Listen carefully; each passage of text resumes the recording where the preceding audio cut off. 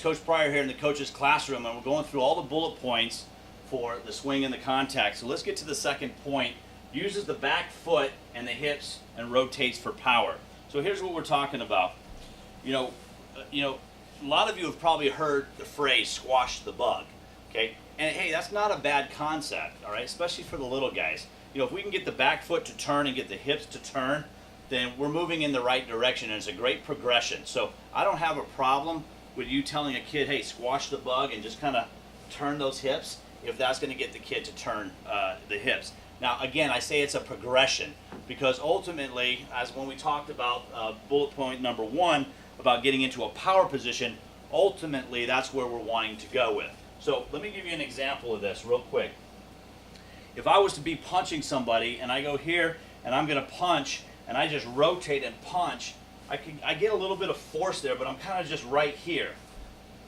Punch. Okay. Now, if I get loaded up and I get into that knee and I drive forward and through, I'm actually extending a lot further with that motion, that movement pattern. Okay. And that's what we really want to do, is to drive and get through. So we want to get in a power position, drive forward and drive through the object, meaning the ball, when we actually go into our swing or into our contact. So again, squash the bug is a good progression, just something that you can use that's not as technical as the power position, but know that we're working towards that forward motion and that power position to drive to and through our object, which is the baseball.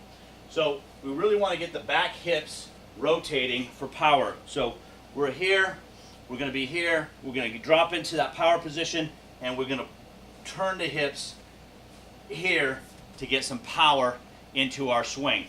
Look, if we're not working from the ground up and we're just swinging with all the arms, that's going to be a problem. And you'll see in our disconnection section, when we talk about the common mistakes, most kids swing from the upper body, then the hips turn, then the feet turn, or they don't turn at all. So it's kind of hands, hips, feet, and really everything needs to flip. We're in the wrong movement pattern, the wrong sequence.